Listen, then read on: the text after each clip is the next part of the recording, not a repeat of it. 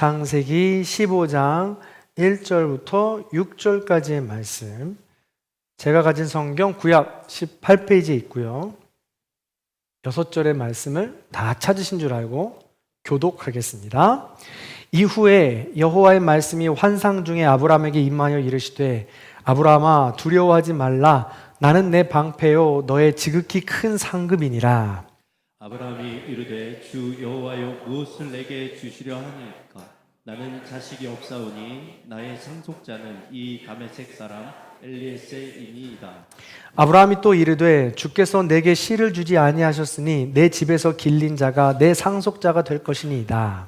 여호와의 말씀이 그에게 임하여 이르시되 그 사람이 내 상속자가 아니라 내 몸에서 날 자가 내 상속자가 되리라 하시고, 그를 이끌고 밖으로 나가 이르시되 하늘을 우러러 뭇 별을 셀 수 있나 보라. 또 그에게 이르시되 내 자손이 이와 같으리라.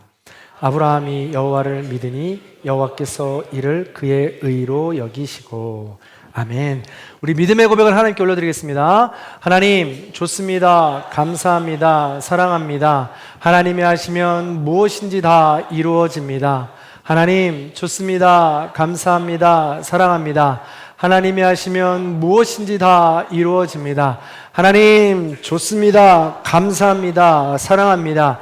하나님이 하시면 무엇인지 다 이루어집니다. 아멘. 하나님께 영광의 박수 올려드리겠습니다. 네, 오늘은 이 말씀 후 찬양을 많이 못 들어보신 찬양일 것 같아서 먼저 말씀 후 찬양을 한번 같이 불러보고 배워보고 우리 말씀을 나누도록 하겠습니다. 답 4줄이라서 어렵지 않습니다. 네, 한번 같이 불러볼까요? 네.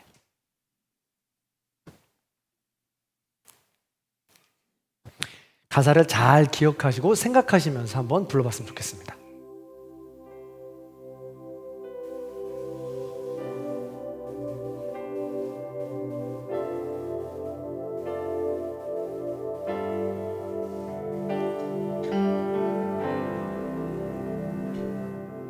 그대 폭풍 속을 걷고 있을 때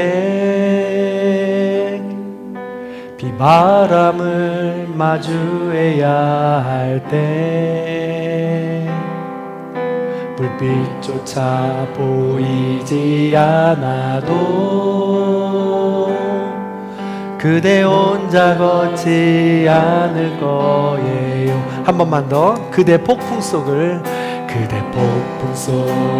걷고 있을 때 비바람을 마주해야 할 때 불빛조차 보이지 않아도 그대 혼자 걷지 않을 거. 한 번만 더. 그대 폭풍 속을 걷고 있을 때 걷고 있을 때 비바람을 마주해야 할 때 불빛조차 보이지 않아도 그대 혼자 걷지 않을 거예요. 두려움 앞에서 하늘을 보아요. 외로운 그대여 걱정 마요. 꿈꾸는 그 길을 또 걷고 걸어요. 그대 혼자 걷지 않을 거. 두려움 앞에서 하늘을 보아요. 두려움 앞에서 하늘을 보아요. 외로운 그대여 걱정 마요. 꿈꾸는 그 길을 또 걷고 걸어요. 그대 혼자 마지막으로 한 번만 더. 두려움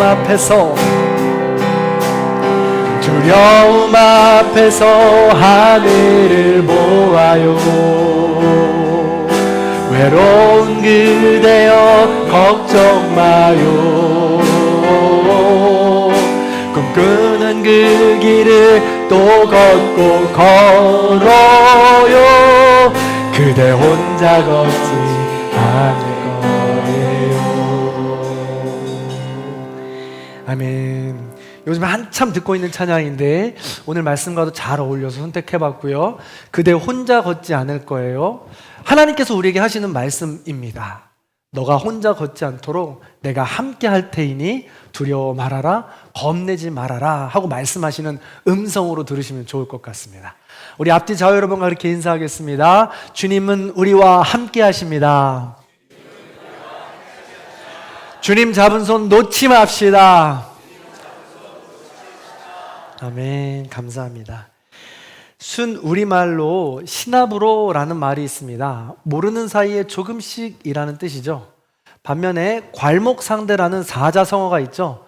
눈을 비비고 다시 볼 정도로 몰라보게 성장하고 성숙한 이 모습을 볼 때 쓰는 단어입니다.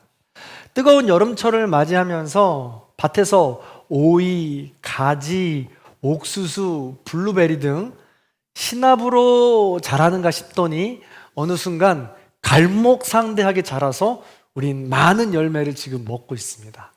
옥수수 이제 막 나기 시작해서 제철이라서 농가에 계시는 분들이라면 뜨겁게 아주 따뜻하게 데펴서 지금 앉은 자리에서 5개, 6개씩 먹을 수 있는, 그만 먹으라고 말려야 멈출 수 있는 이 맛있는 옥수수를 이 시간이 되고 있습니다.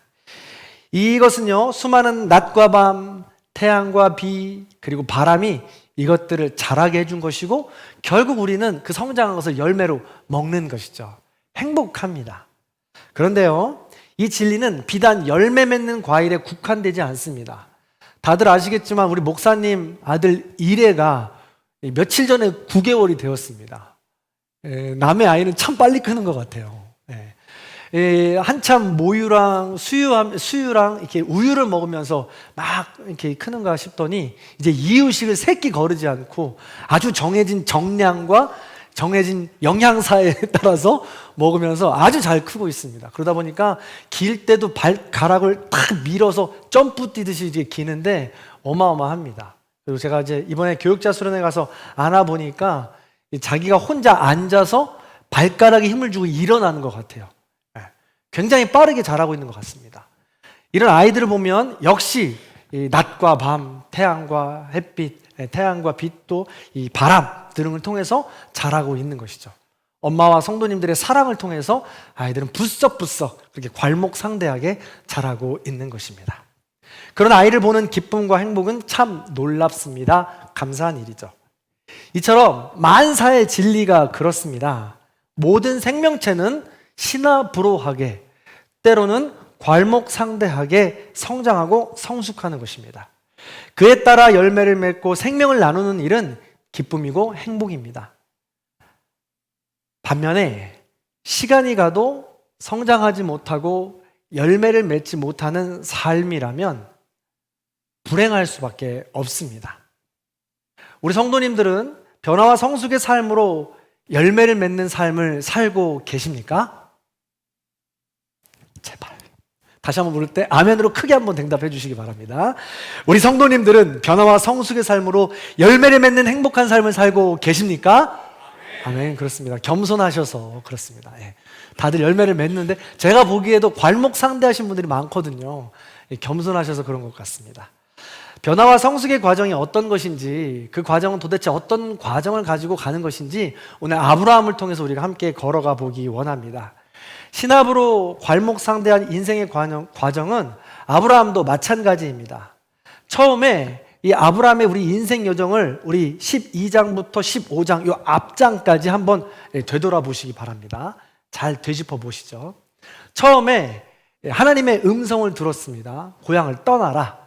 그 음성을 듣고 아브라함은 순종해서 떠났죠. 그리고 예배를 드렸습니다. 그 후에 순종하여 왔지만 만사 형통한 것이 아니었습니다. 가장 먼저 자연재해를 만납니다. 기근, 가뭄이었죠. 기근과 가뭄을 피해서 상식적으로 원리, 원칙에 따라 남방으로 이동합니다. 먹을 것을 찾아서 움직인 거죠. 그런데 아니나 다를까 또 다른 어려움을 만나게 됩니다. 애굽이라는 거대한 폭력 도시를 만나서 자기의 아내, 더 나아가서 내 목숨까지도 잃어버릴 위험에 처해서 아내를 밀쳐버리게 되죠. 그런데 그 과정에서 아내가 누이가 아니라 아내였다라는 것이 들통나고 바로 왕에게 목숨의 위협을 받습니다. 근데 하나님의 뜻에 의하여 구사일생, 기사일생 살아나서 다시 한번 베델로 북방으로 올라가게 되죠. 북방으로 올라가면서 뜻하지 않게 가축과 은금을 얻어서 가축이 풍성해집니다. 풍성해져서 행복할 것 같았습니다. 잠깐은 평온했던 것 같습니다. 그런데 그 풍성함 때문에 가족 간에 갈등이 일어나기 시작했습니다. 그래서 그 가족 간의 갈등으로 롯과 둘은 헤어지고 맙니다. 헤어지면서 약간 마음의 상처를 입게 되죠. 자기 자신을 좀 배려하고 윗사람을 좀 더 공경해 주길 바랬지만 그런 모습을 전혀 볼 수 없었던 것입니다. 그래서 떠났습니다. 서로 갈 길을 갔죠. 그럼에도 불구하고 아브라함은 헤브론에서 예배를 드립니다. 하나님과 깊은 교제를 나누죠. 그래서 얼마쯤 지났을까요? 롯은 강대국들 간의 전쟁에 휘말리게 됩니다. 그래서 패전하여서 포로로 끌려가게 되는 것입니다. 가족이 뭐라고, 피부치가 뭐라고. 아브라함은 이 소식을 듣자마자 집에서 길리고 훈련된 자 318명을 끌고 200km나 되는 단까지 한숨에 달려가게 됩니다. 그리고 그 전쟁에서 조카 롯과 그 식솔들을 구해오게 되죠. 구해오게 되면서 전쟁에서 승리했으니까 전리품 등 큰 상을 얻을 거라고 생각했을지 모르겠습니다. 그런데 멜기세덱을 만나서 하나님으로부터 큰 축복을 받아서 열의 하나를 떼어서 하나님께 올려드립니다. 그런데 소돔 왕을 만나니까 적반하장이죠. 유분수입니다. 그래서 가진 모든 것, 네가 물건은 가지고 가고 사람만 내게 넘겨줘라 하는 그 속내를 발견하게 되면서 하나님께만 영광이요, 하나님만 나의 주인이 되어주십니다 라는 고백을 가지고 그 모든 것을 다 그냥 소돔 왕에게 던져버리고 호를 다시 떠나게 됩니다.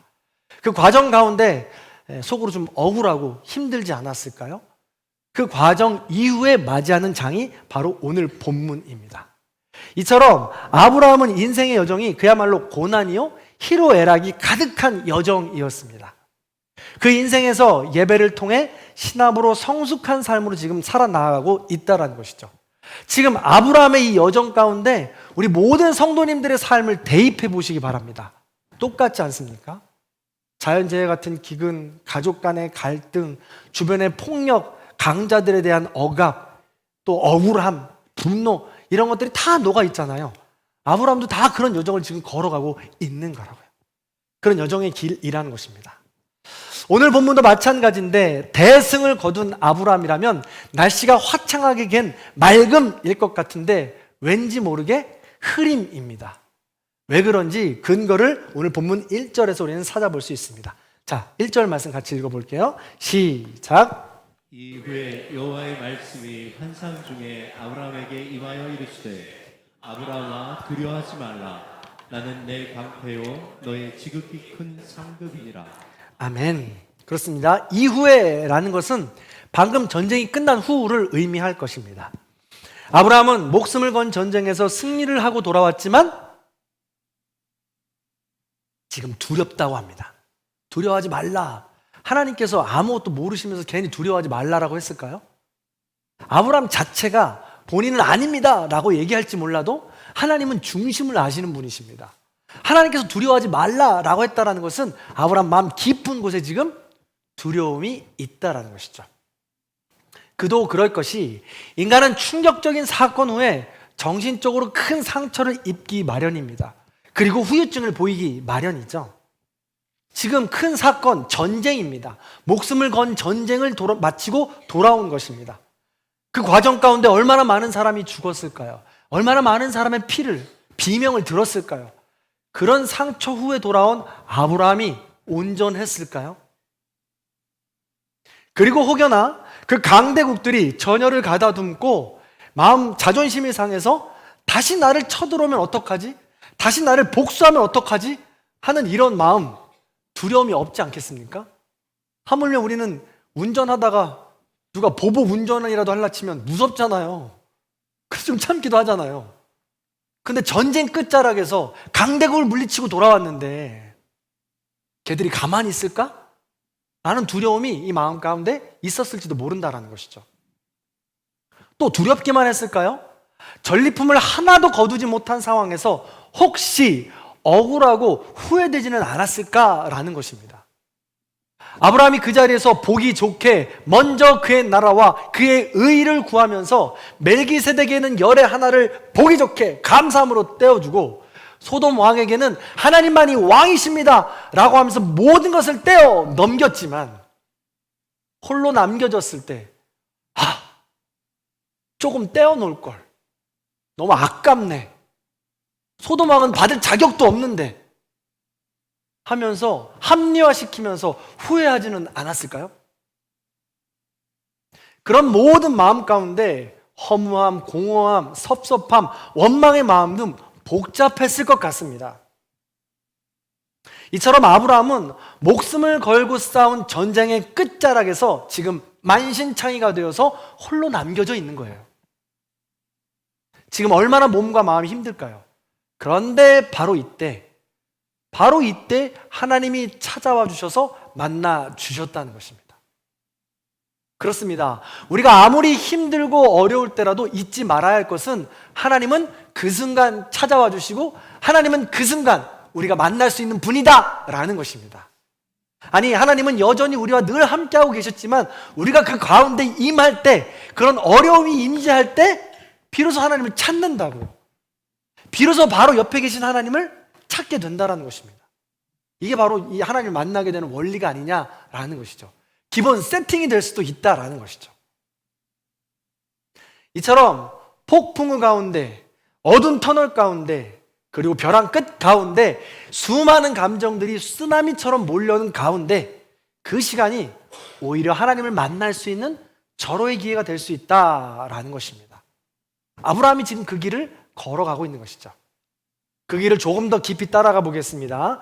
첫 번째, 바로 그 첫 번째는 정체성입니다. 자, 2절의 말씀을 같이 한번 읽어볼게요. 읽습니다. 시작. 아브라함이 이르되 주 여호와여 무엇을 내게 주시려 하나이까. 아멘. 여기서 주 여호와는 히브리어로 아도나이 야훼입니다. 이것이 세 번역으로 풀어보면 나의 주, 나의 하나님이라는 뜻입니다. 주님, 나의 하나님이라는 뜻이에요. 하나님을 부를 때 하나님, 나의 하나님이라고 부르고 있는 것입니다. 그전엔 이렇게 부르지 않았어요. 처음으로 이렇게 부르는 겁니다. 굉장히 중요한 고백이죠. 주 나의 하나님이라고 부른다는 것은 하나님, 전지전능한 하나님, 천지주제이신 하나님, 그분을 나의 주인으로 고백한다라는 것입니다. 이 당시는 문서라는 것이 정확하게 있지 않았어요. 계약을 맺을 때 우리는 지금 뭐 부동산 계약서 같은 걸 문서로 만들어서 도장을 찍지 않습니까? 근데 이 당시에는 말 자체가 계약서였어요. 말 자체가 신빙성 있는 것이었습니다. 효력이 있는 것이었죠. 그래서 모든 고백도 허투루 하지 않았습니다. 그래서 아브라함이 지금 주 나의 하나님이라고 고백하는 것은 하나님을 나의 주, 창조주, 나의 아버지라고 고백하고 있는 정확한 시작점이라는 것이죠. 저희 장인어른이 아이들이랑 영상통화를 자주 하세요. 영상통화를 자주 하는데 이 영상통화를 하면서 꼭 물어보세요. 아이고, 이게 누구야? 영상통화잖아요. 얼굴을 보고 있는데 왜 몰라요? 다 알잖아요. 근데 꼭 아이고, 이게 누구냐? 내가 누구냐? 넌 누구냐? 이렇게 물어보세요. 왜 물어보실까요? 듣고 싶은 대답이 있으셔서 그래요. 저희 첫째 딸은 이제 하지도 않아요. 영상통화 안 한다고 자꾸 피해 다니고 안 합니다. 둘째 딸은 꼭 이야기해요. 네, 할아버지 예쁜 딸 언니 아니고요. 둘째 딸 하민이에요. 이렇게 얘기를 해요. 꼭 대답합니다. 언니 아니에요. 둘째, 가장 예쁜 딸이에요. 손녀딸이에요. 이렇게 얘기합니다.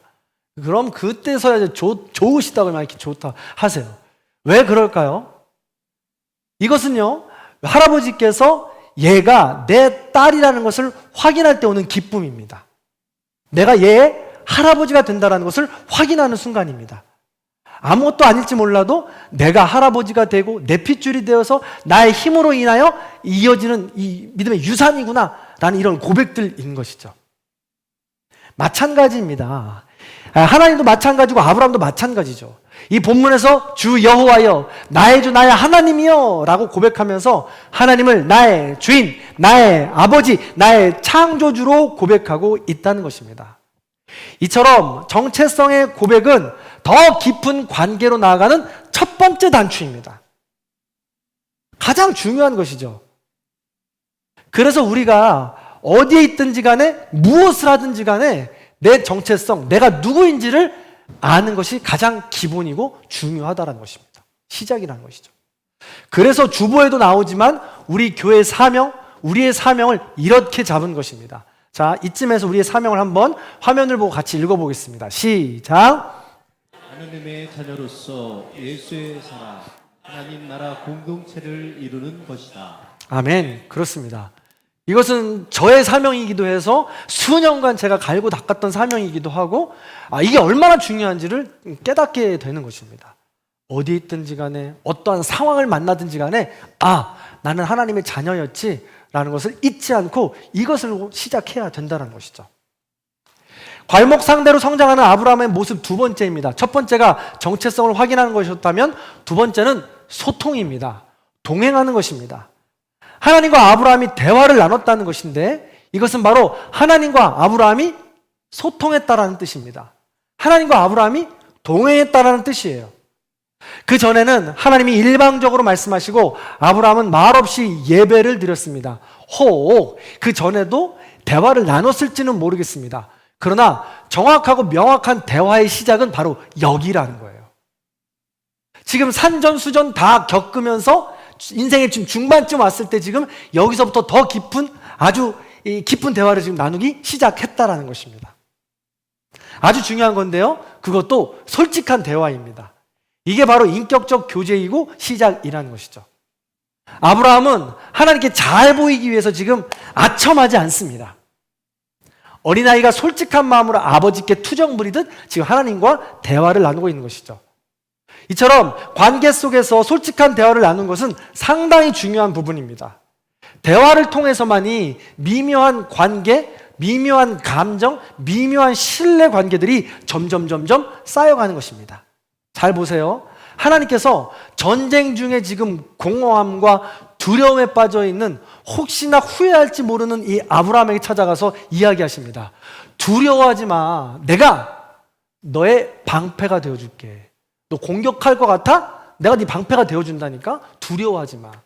내가 네 상급이 되어줄게. 상급은요, 히브리어로 대가라는 뜻입니다. 내가 너의 대가가 되어줄게 라고 이야기합니다. 두고 온 것이 너무 많아서 좀 아까운데 혹여나 그런 마음이 있을까? 두려워하지 마.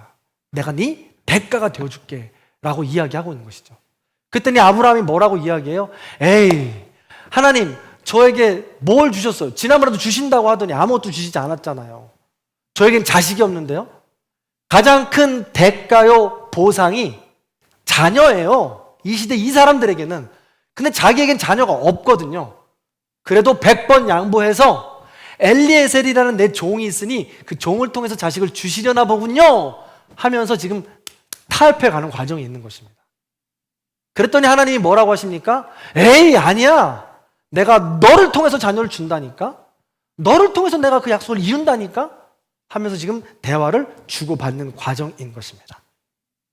그렇습니다. 우리는 때때로 하나님은 거룩한 분이셔서 하나님께 부정적인 모습을 보인다든가, 하나님을 향해서 불평을 향해 쌓는다든가, 하나님을 향해서 궁금증을 갖는 것은 믿음이 없다라고 생각합니다. 그래서 묻지도 말고 따지지도 말고 덮어놓고 믿어 라고 이야기합니다. 아니요, 그렇지 않습니다. 성경의 수많은 믿음의 선조들은 수많은 갈등 가운데, 수많은 감정들 가운데 하나님과 깊이 대화하면서 주고받고 티격태격하면서 믿음의 여정을 걸어갔다는 거예요. 신실한 믿음을 쌓아갔다는 것입니다. 그렇기 때문에 반드시 필요하다라는 것이죠. 주고받는 이 대화, 친밀한 대화를 통해서 가능하다라는 것입니다. 더 놀라운 것은요, 이런 과정을 통해 괄목상대로 얻게 되는 것이 바로 성숙이요 변화라는 것입니다. 하나님과의 깊은 관계라는 것이죠. 이것을 한 단어로 표현하면 바로 6절에 있습니다. 자, 6절의 말씀 읽어봅니다. 시작. 아브라함이 여호와를 믿으니 여호와께서 이를 그의 의로 여기시고. 아멘. 그렇습니다. 그것이 바로 믿음입니다. 아브라함이 인생을 한 번 더 요약해 보시기 바랍니다. 생각해 보세요. 아브라함의 인생은 폭풍우와 같았어요. 계속해서 어두운 터널과 같습니다. 보이지 않는 어둠 가운데 걸어가는 것 같아요. 고향을 떠나라고 해서 떠났더니 기근을 만납니다. 기근을 피하려고 했더니 폭력의 도시를 만나죠. 거기서 목숨까지도 잃을 뻔합니다. 아니, 거기서 생각지도 못한 방법으로 구해주시고 은금까지 채워주시니 놀라운 하나님의 은혜군요. 예배를 드립니다. 그런데 이걸 웬걸요? 가족 간에 불화가 생기고 가족 간에 다툼이 생깁니다. 그래서 헤어지게 되죠. 가족끼리 다투고 싸우는 게 제일 힘든 일 아닙니까? 헤어져서 편안하게 안 보고 살아서 괜찮나 싶었더니 피부치가 왼수입니다. 그 피부치가 잡혀갔다는 소리를 들으니까 참을 수 없죠. 가만히 있을 수 없습니다. 전쟁통에도 참지 않고 찾아가서 롯을 찾아오게 됩니다. 그리고 물질 때문에 소돔 왕과 멜기세덱과 함께 옥신각신하게 되는 것이죠. 이런 과정을 겪게 된 아브라함입니다. 이런 과정을 통해서 믿음을 키워나가고 있던 것이죠. 주고받는 티키타카, 주고받는 이 인격적인 교제로 말미암아 믿음이 점점점 자라고 반석이 세워져 가고 있었던 것입니다. 이처럼 믿음은 수많은 인생의 고난과 역경 속에서 나를 찾아와 주시는 하나님을 만나고 하나님의 자녀된 정체성을 확인하면서 하나님과의 깊은 대화 속에서 하나님을 전적으로 신뢰하는 것, 그 순간마다 하나님을 전적으로 선택하는 것, 이것이 바로 믿음입니다. 믿음은 살아서 생명력이 있어서 믿음은 자라게 되는 것입니다. 우리는 근데 흔히 오해하는 것이 있습니다. 기도할 때 믿음을 주시옵소서, 믿음을 주시옵소서 하고 기도합니다. 마치 믿음은 내가 얻는 것이 아니라 오직 하나님께서 주시는 것이라고 생각합니다. 맞습니다. 하나님께서 주시기도 합니다. 그러나 100% 다 하나님께서 주시는 것은 아닙니다. 하나님과 인격적인 교제를 통해서 완성이 되어져 가는 것이죠. 하나님께서 주시는 것은 놀라운 은혜입니다. 그것이 또 다른 믿음처럼 우리에게 보여지는 것이죠. 은혜를 주시고 우리는 인격적으로 반응을 할 때 이 가운데 생겨나는 것이 믿음이에요. 그래서 이 가운데 생겨나는 것이 믿음이기에 은혜를 주셔서 생겨날 수 있게 하기 때문에 하나님께서 주시는 것이라고 생각하는 것이죠. 그런데 우리 가운데 의지와 우리의 선택이 없는 믿음은 성장할 수 없습니다. 늘 제자리일 거예요. 제가 예를 자주 드는 건데요, 이런 예를 자주 들지 않습니까? 우리가 배를 타고 가다가 갑판에 서서 한참 놀고 있는데 옆에 친구가 물에 빠졌습니다. 바다에 빠졌어요. 그 물에 한참 허우적거리면서 기도합니다. 하나님 저 좀 살려주십시오. 하나님 저 좀 살려주십시오. 그랬더니 갑판 위에서 뭐가 날라와요? 줄 달린 튜브가 날라옵니다. 튜브가 날라오면 어떻게 해야 돼요? 물에 빠진 사람은 튜브를 잡아야 됩니다. 튜브를 통해서 하늘에서 내려온 게 은혜라면 그 튜브를 잡아서 배 위로 올라가야 되는 건 내 의지고 내 믿음입니다. 하나님 이 튜브 아니잖아요. 배를 보내주셔야죠. 하나님 이 배 아니잖아요. 바다를 잠잠케 해주시고 마른 바다 홍해처럼 열어주셔야 되잖아요. 좀 더 기다릴게요. 좋은 믿음일 수 있죠. 그러나 그 순간순간 하나님을 의지하고 하나님과 인격적인 교제를 나누면서 소소하게 걸어가는 것이 바로 믿음이라는 것입니다.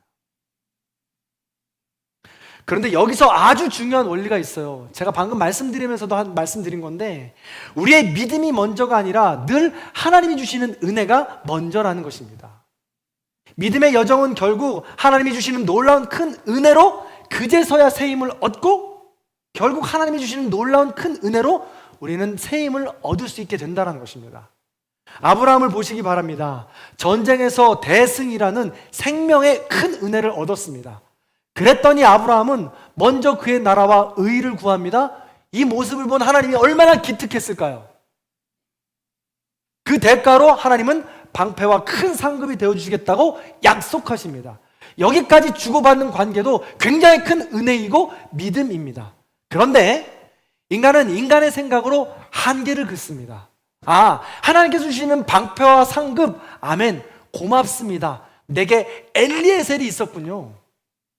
엘리에셀을 통해서만이라도 주시는 은혜 감사합니다. 그래서 우리는 하나님이 주시는 은혜를 원리, 원칙, 상식으로 선을 그어버린다는 것이죠. 그런데 더 깊은 믿음으로 나아가기 위해서 하나님은 한 번 더 은혜를 부어주십니다. 아브라함, 아니 내가 너를 통해서 준다니까? 엘리에셀이 아니라 너를 통해서 준다고 하면서 하나님은 우리에게 기적의 자리로 또 다른 큰 은혜의 자리로 우리를 불러주신다는 거예요. 이게 바로 믿음의 과정입니다. 은혜의 과정으로 서 나아가는 것이죠.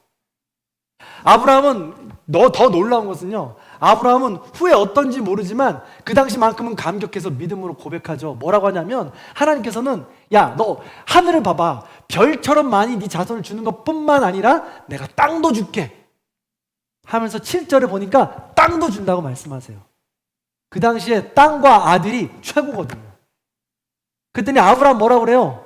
다시 원리, 원칙, 상식선에서 하나님께 이야기합니다. 에이, 하나님 어떻게 알아요? 그래 어떻게 믿을 수 있어요? 물어보는 거죠. 그랬더니 하나님이 뭐라고 하십니까? 하나님께서 친히 나오셔서 3년 암염소, 암양, 그리고 산비둘기, 집비둘기 잡아서 반으로 쪼개서 피가 낭자한 길을 만듭니다. 언약 예식을 벌이는 것이죠. 당시에 이 언약 예식은 사람과 사람이 하는 예식이었습니다. 너와 내가 중요한 약속을 맺을 때 계약서를 쓰고 도장을 쓰는 것이 아니라 내가 지금 이야기한 동물들을 반으로 갈라서 피가 낭자한 거리를 만들어 놓고 그 가운데를 지나가는 거예요. 둘이 손잡고 지나가면서 이 계약을 어기는 사람은 이 동물들처럼 피를 흘려도 반이 잘려 죽어도 아무 말하기 없기 라는 것이 당시의 예식이었다고요. 그런데 하나님께서는 이 예식의 현장을 만들어 놓고 아브라함과 손잡고 걸어가는 것이 아니라 아브라함 혼자 걸어갑니다. 아니 하나님 혼자 걸어가십니다. 이게 뭘 뜻합니까? 이 안에 어마어마한 은혜가 있어요. 첫 번째, 하나님께서 뭐라고 아브라함과 이런 언약을 맺으십니까? 이런 언약을 맺는다는 것은 아브라함을 인격적인 존재로 삼으셨다는 거예요. 또 하나는요, 하나님은 전지전능하시고 신실하시고 거룩하신 분이십니다. 흠이 없으신 분이십니다. 죄를 짓지 않으시는 분이십니다. 그러나 우리 인간은 어떻습니까? 아침에 다르고 저녁에 다른 것이 인간입니다. 화장실에 들어갈 때 다르고 나오는 것이 다른 것이 인간입니다. 그래서 이 계약을 하면 10중 8구 실패하는 것이 인간입니다. 그래서 두 손 잡고 그 계약의 길을 걸어가면 10중 8구 인간은 죽을 수밖에 없습니다. 그 계약의 길을 인간과 함께 걸어가는 것이 아니라 하나님이 홀로 걸어가신다고요. 너는 괜찮아. 내가 지킬게. 너는 그냥 조심히 따라와 주기만 해. 내가 그 약속을 끝까지 지킬게 하고 하나님께서 몸소 홀로 그 길을 걸어가신 거예요. 하나님은 이 약속을 절대 허투루 하지 않으십니다. 끝까지 지키신다는 것이죠. 언제까지 지키십니까? 여러분, 하나님이 언제까지 지키셨을까요? 그렇습니다. 예수 그리스도 인간의 모습으로 이 땅에 오셔서 몸소 십자가에 달려 죽으시면서 피의 제물이 되어주셔서 그 길을 걸어가 주신 것입니다. 그러면서 지금까지도 그 길, 내가 함께 걸어가겠다고 포기하지 말라고 성령님을 보내주셔서 우리와 함께 그 길을 지금 걸어가고 계신 겁니다. 그래서 우리는 이것을 믿음으로 고백하기만 되고 수도 없이 넘어져도 하나님이 그 길을 걸어가시고 예수 그리스도께서 걸어가셨으니까 수도 없이 넘어져도 괜찮아. 그 보혈로 막아줄 테니까 너는 일어나서 걸어와 따라오기만 해. 그러면 신압으로 괄목상대 그리스도의 장성한 분량까지 이룰 수 있을 거야 라고 말씀해 주시는 겁니다. 말씀을 정리해 보겠습니다. 하나님을 향한 우리 인생은 때로는 신압으로 때로는 괄목상대하게 성숙하고 변화를 이루며 나아갑니다. 그 인생길이 폭풍 같기도 하고 어두운 길 같기도 합니다. 그리고 벼랑 끝에 서 있는 것 같기도 합니다. 그러나 그럴 때일더라도 하나님은 절대 우리를 한 번도 홀로 내버려 두신 적이 없습니다. 죄송하지만 그런 폭풍 후 어두운 터널, 벼랑 끝, 우리가 마주하는 수많은 공허함, 두려움, 외로움, 시기 질투로 오는 나도 어쩔 수 없는 내 쓴뿌리 인색함, 옹졸함, 그 어두운 터널 가운데 오는 모든 수많은 감정들이 사실은 상황과 여건 때문이 아니라 매일같이 연약하고 부족해 넘어지는 나로 인해 발생하는 것들이었다고요. 하나님은 그 가운데 홀로 버려두지 않으시고 지금 우리를 만나기 원하신다는 거예요. 내 힘으로, 내 능으로 걸어갈 수 없고 한 치 앞도 볼 수 없는 어두운 길인데 하나님께서는 지금 그때 빛으로 함께 하시겠다고 우리에게 말씀해 주시는 것입니다. 허튼 약속이 아니에요. 예수를 보내주셨고 성령님을 보내주셨습니다. 오늘도 수많은 그리스도인들이 그 길을 걸어가며 성령님으로 그 빛으로 삼고 나아가고 있습니다. 오늘 이 자리도 마찬가지죠. 말할 수 없는 고통과 어찌할 바를 모르는 어두운 터널 가운데 계신 성도님들 많이 계시겠죠. 그러나 하나님은 말씀하십니다. 지금 여전히 내가 네 옆에 있고 지금 여전히 내가 너와 함께하고 있다고. 나의 목소리가 들리지 않냐고. 나와 함께 이야기하자고, 교제하자고 말씀하시는 겁니다. 그럴 때마다 주변의 상황과 여건과 사람을 탓하면서 내 안에 올라오는 수많은 감정들로 인해 거기에 묶여서 상처로 머물러 있지 말고 우린 눈을 들어 하늘을 바라보는 겁니다. 사방을 우겨쌈 당하셨습니까? 거꾸로 때림 당하고 있습니까?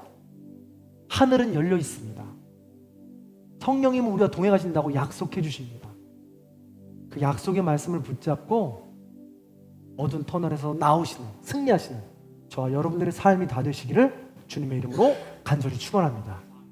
그 마음을 담아서 하나님께서 오늘 우리에게 이 찬양을 불러주신다고 생각하면서 우리 찬양을 함께 나누도록 하겠습니다. 폭풍 속을 걷고 있을 때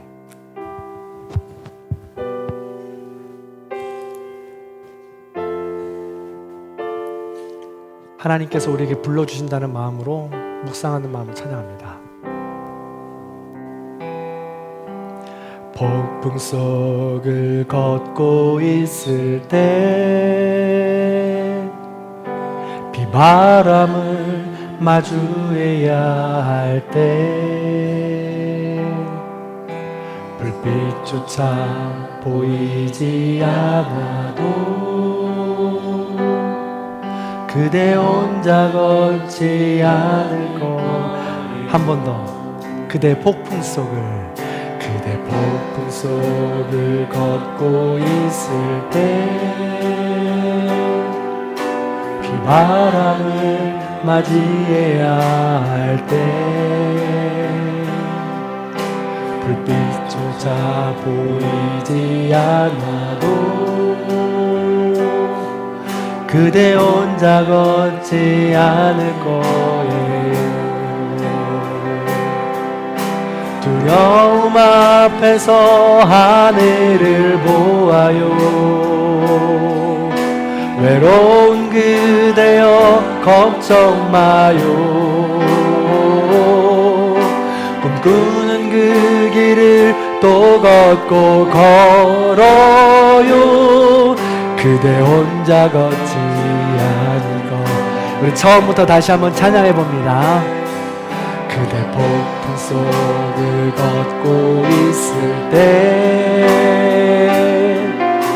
비바람을 마주해야 할 때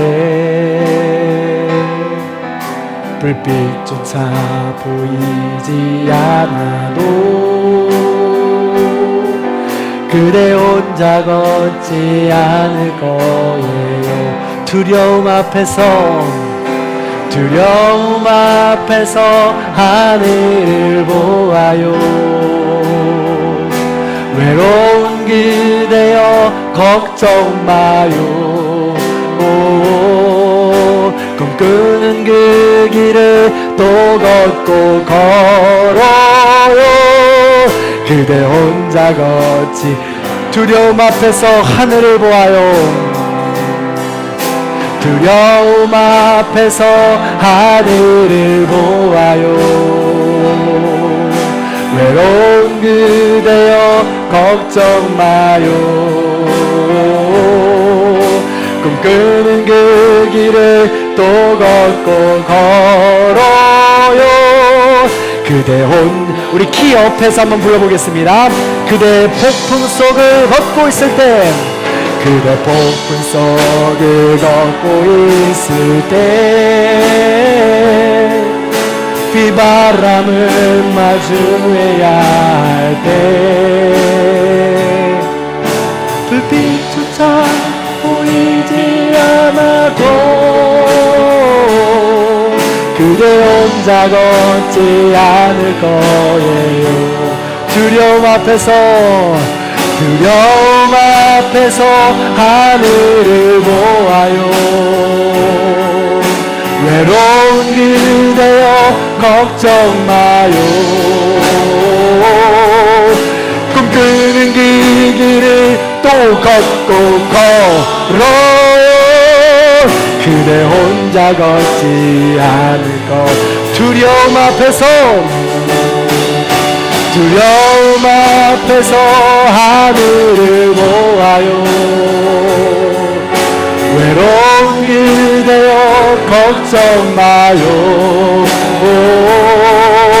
꿈꾸는 그 길을 또 걷고 걸어요. 그대 혼자 걷지 날 사랑하신다고 주님이 말씀하여 주십니다. 할렐루야. 날 사랑하신, 날 사랑하신, 날 사랑하신 성경에 쓰였네. 날 사랑하신, 날 사랑하신, 날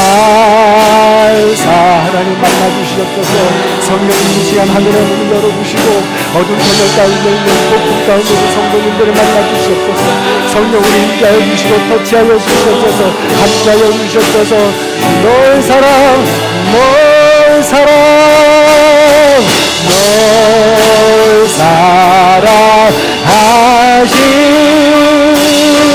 널 사랑하신,